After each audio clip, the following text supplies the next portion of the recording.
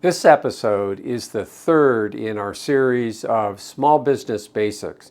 And today we're sitting down with Elise Bouneff of Heritage Bank, which is a commercial bank located here in Portland, servicing the greater Pacific Northwest, Oregon, Washington, and Idaho.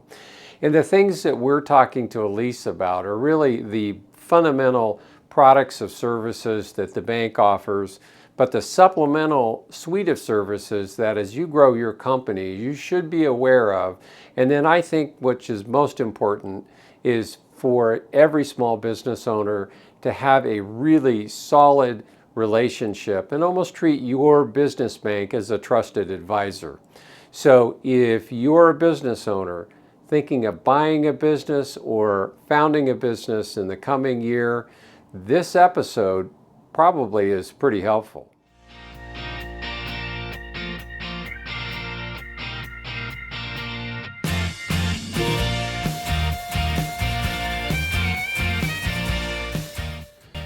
So I'm lucky today to have Elise Bouneff with Heritage Bank join us on the channel to talk about business banking, and I think probably the thing that in talking with Elise that she's really passionate about is just the relationships that a small regional bank can bring to your small business and the suite of solutions that they have to offer. A lot of times their suite of solutions is just as big as big national bank sitting down with a $100 million company. So today we're going to talk about business banking for small businesses and really kind of divided this conversation into three segments: the functional aspect of business banking, the relationship aspect of it, and then the supplemental services and suites that have to offer. So Elise, welcome to the channel, and thank you for spending the time on a Tuesday afternoon. Yeah, absolutely. So glad to be here. Great. Well, so let's talk a little bit about Heritage Bank's philosophy on small businesses, because you guys are really set up just to service that small business, $20 million or less client, and why it works. Yeah. Well, so I think Heritage Bank recognized a gap in what is available to small business owners as far as how you work with your bank. An example would be, you have a business owner, needs a bank, knows they need a line of credit, knows they need a checking account. They go in, that gets done, end of story, right? There's not a lot of services. Right, so that's more of the functional service. What a really good bank and banker should be doing, and what a business owner, I think, should be expecting from their bank and their banker, is having a really in-depth conversation about the business cycle and how that translates into the cash flow cycle. Because really, fundamentally, what a commercial bank should be doing is making sure that that cash flow cycle is running as efficiently as possible for that business and business owner, so that the operator and the business owner can focus in on their mission and what their passion and mission is. And the cash flow cycle just runs itself. Yeah, and we were talking off camera about a $100 million company versus a $10 million company. Right. And in a $100 million company, 9 times out of 10, they have a CFO, they have a controller, they've got an operations manager, and then you're looking at division managers, maybe an owner-operator, maybe several partners that have some expertise in running large businesses. And so that business is going to shop for a relationship that provides that relationship, because it's a demand. It's not a non-negotiable. Yeah, it's non-negotiable. Yeah. So let's talk a little bit about the functional products and solutions that any good bank should offer. To a small business owner. So the very, very basic is a checking account, because that's where the money is deposited. Right. Right. So Gotta have it. You've got a widget and you're selling it. Right. And what do you do with the money? Deposit it to the checking account, and then you have to pay your bills. Right. Pay your suppliers, pay your employees, whatever the Right. case may be. So a checking account is basically that place where all of that happens. It's for paying and receiving. And then the other kind of fundamentals would be, in today's world, a digital banking tool, otherwise known as online banking, Right. for reporting purposes. So you can, it helps with reconciling your account at the end of the month. It Right. helps with reporting what checks are outstanding, what checks have cleared, just generally keeping track of the information, right? And then for excess cash, you've got a savings vehicle of some type, otherwise known as a money market account or a savings account. Right. And then, of course, a line of credit to fill those cash flow gaps. So there are also term loans if you want to buy equipment or a building or things like that. But that's basically what business owners usually know. So that's the fundamentals, and those are important. That's the fundamentals. It's building blocks of the business. Building blocks of the banking relationship too. But there's a kind of, I think, better way to think about it. So you know that, but a better way to think about it is sharing with your banker what your business cycle really looks like. Right. And not only what your business cycle looks like, but what are your goals? What would you like it to look like? Right. What are you shooting for a year down the road, 3 years down the road? And then allowing your banker then to help translate that into the cash flow cycle. So that's where the rubber hits the road.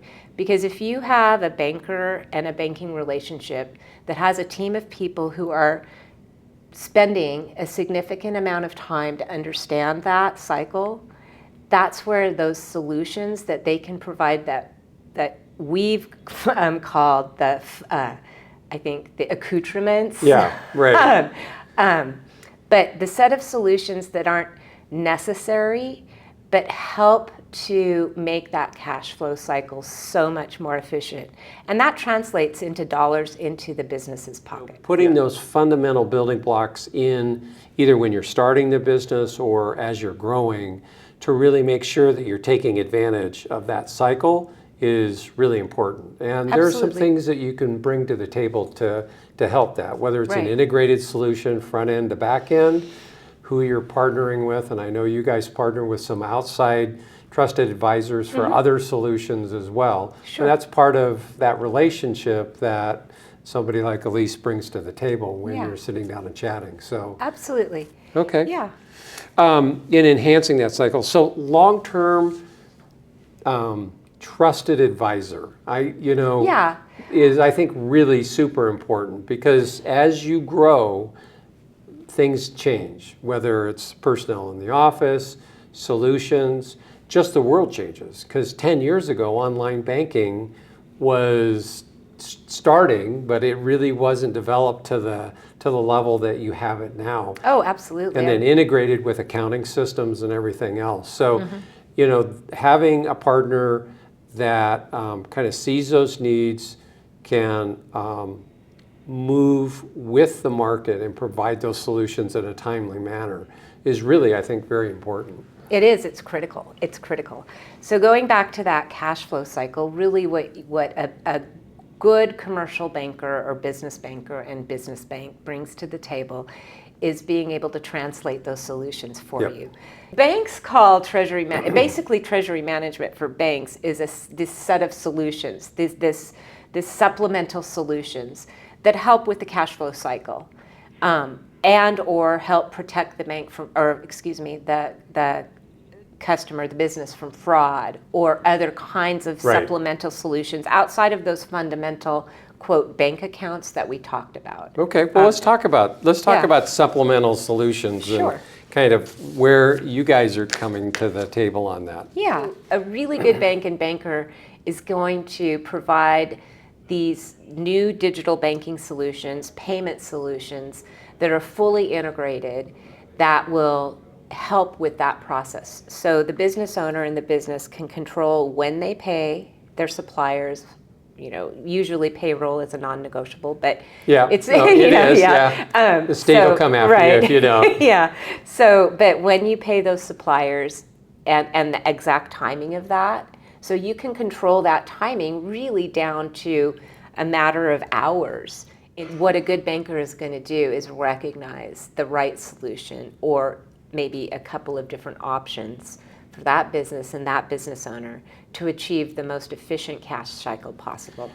So Elise, talking about digital solutions, being partnered up with third parties like QuickBooks and other accounting software programs, you can seamlessly integrate that right into the small business. Absolutely, absolutely. So really, when I talk about digital solutions, it's basically all electronic types of solutions and instantaneous, or as instantaneous as possible, of payments. Right. So what does that entail? It entails ACH, Automated Clearinghouse, otherwise known as electronic fund transfers. It incorporates wire origination. Sometimes that's appropriate. Right. It incorporates payroll solutions, and then reporting solutions. So QuickBooks really is an accounting reporting solution. Right. Right? And Intuit, the company who developed and owns QuickBooks, Yep. has been masterful at adding on, other solutions. types of solutions to QuickBooks. Right. However, sometimes the Intuit solutions are not the best solutions. Usually your bank can offer those same solutions fully integrated with QuickBooks, but then you're not dialing an 800 number Right. to try to get a hold of somebody at Intuit. You can call your banker. Right. No, no. So, and that's kind of why I was bringing it up. Yeah. Is that the software packages that are out there, whether it's QuickBooks or a front to back end solution, obviously has plugins, and so. Yeah. But knowing somebody to actually present that solution to you, Or as a get small help when business- you need it. or get help when you need Yes. it, I think is again one of the things that a small regional bank with good relationship banking brings to the table. So I just Absolutely. think it's really important.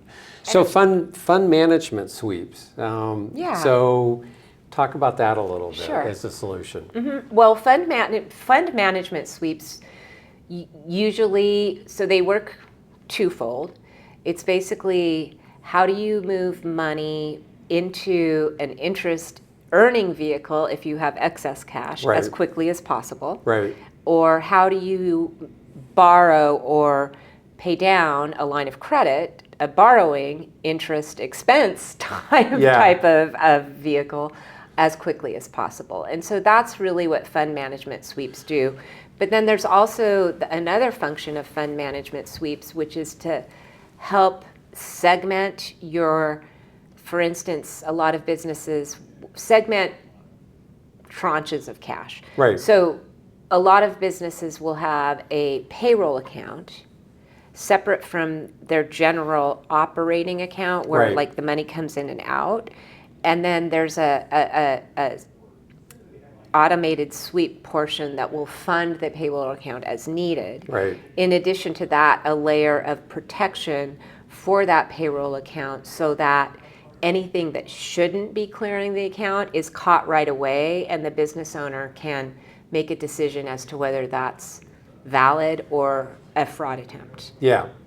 So when you talk about funds management Yeah. solutions, there's it's kind of its own little universe, but it's not rocket science. No, I get it. Yeah. So it's that, we'll use payroll as a perfect example. So, and where you're accruing for payroll throughout the period, Sure. and your defined payroll periods, whether they're 2 weeks or the 1st or the 15th, or whatever you've got them set up Yep. with, and it sits in a separate account. And so if you're outsourcing payroll, it's already funded, it comes in, you've got it, your payroll company's taking that out, dispersing it, and putting it into all of your employees' accounts, or however they want to get paid. But then it also reserves for all those tax functions that the payroll company is going to take care of. So it's a great vehicle for people to set that up automatically, and they know what to do. I think the other portion is being able to pay down a line of credit, just even on a temporary basis. Absolutely. So if you've got $100,000 out on a line, and you've got cash flow cycles that peak during the month, and your usage and you're accruing properly, you can pay that down just by setting it up correctly. Absolutely. And it's there for you. If you need to take it back, it's fine. But that's a really effective way, especially if you've got 100 or 200,000 line of credit. You know, if you pay 50,000 down in a month, that could be a couple $100 in interest savings that you're keeping for the company. For sure. Especially with interest rates as they are right now. Right. You know, fraud protection, I think, is like really key. Because I mean, my account's been hacked several times. Right. You know, and you're just panicking because I've got, you know, multiple accounts stacked up, and it's Absolutely. like, oh my goodness. But I've got great fraud detection. But talk about that for small business owners, because it's more than just being hacked. Oh, it's so much more than just being hacked. So anytime you write a check and it floats out into the universe, you're sharing all of your bank account information with the universe. Right. So if a bad actor gets a hold of that check, there's multitude of ways that they can try to take your cash from you. You know, they can, I mean, I won't get into all of the fraud schemes, but what I will talk about is the kind of protections in place. Right. So you've got, like, I would say traditional, like, check fraud kinds of situations. And then you've got your, you know, hacking kinds of situations. Right. But then you also have the whole world of electronic payments now that you need to protect your business from. And so what your bank can provide for you is protection from fraudulent checks clearing the bank, and protection from anybody trying to debit your account electronically that you don't want to. Right. And it can get very granular.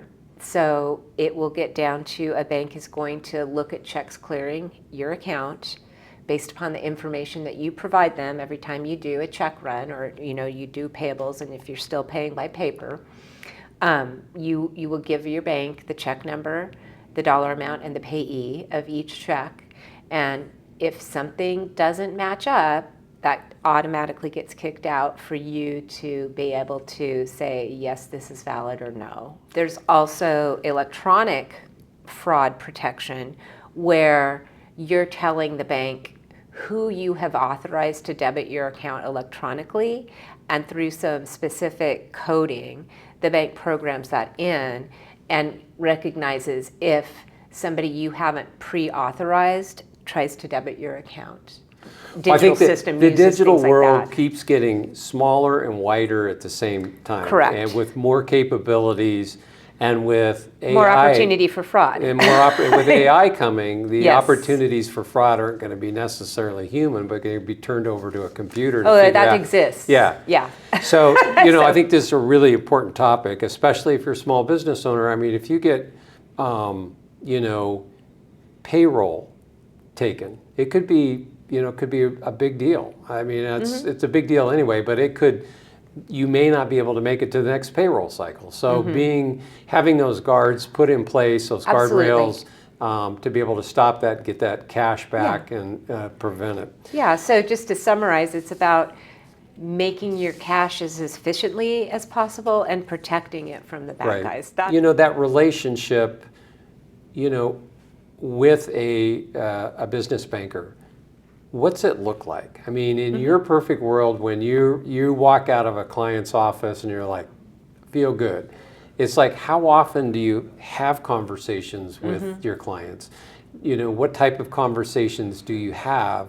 What should a client expect from a business banker when they walk in the front door and say, we'd like to have a relationship with you? I believe what a good banker does is goes through that self-education with the business owner's help, self-education process, and then really puts some thought into it, and on paper puts together a set of solutions, or, you know, a variety of solutions depending upon what the business owner, you know, maybe 2 or 3 scenarios for the business owner to consider. And then allow the business owner to think about it and explain in great detail why they have, you know, what are we solving to? Right. Like, how is this going to help you? your banker should listen to you and understand Yeah, that and at just least annually, check you know, in yeah, I and mean, go through kind of just a checkup. And so yeah, it's really absolutely. getting to know the business, getting to know the owners, Mm-hmm. understanding the cash flow cycles, Mm-hmm. and then obviously with the solutions that we've talked about already, providing those types of solutions. Yeah. Well, Elise, thank you so much for spending the time. It's Oh, been Brent, very it's- informative, and we'll put a link down below in the section for YouTube on just how to get a hold of you Thank you. and the bank. So Elise, you and I spent some time off camera talking about our banking experience. And one of the things that when we first got together, I really enjoyed is you had a passion for what you do. So what is it about Heritage Bank that you love, and what gets you up every day to come to work? Well, that's a great question. So many things.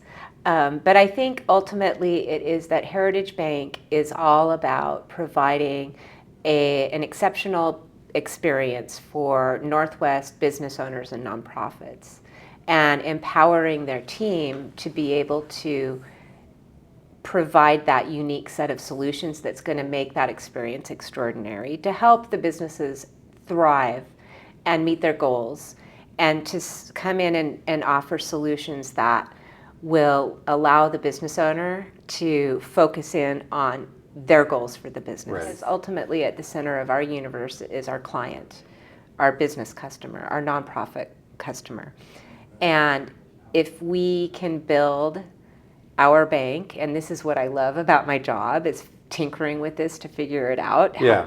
But if we can come to the table for our end customer, nimble enough to meet their needs without like getting in our own way, and that's what I really love, is being empowered to be able to do that. Well, Elise, thank you so much for Thank the you, opportunity and Brent. taking time today. And It has been it's been lovely, Yeah. and I welcome the opportunity. Thank you for You're including welcome. us. All right. As you can see, Elise is pretty passionate about what she does and Heritage Bank. Now, Heritage is a small regional bank that services Oregon, Washington, and Idaho. And what I got out of my conversation with Elise was really not so much about the products and services that they offer or any other bank, but about why you as a small business owner want to have a solid relationship and treat your banker as a trusted advisor to help you grow your business. So with that, if you got something out of this video, please hit the like and subscribe button, and we'll see you on the next episode.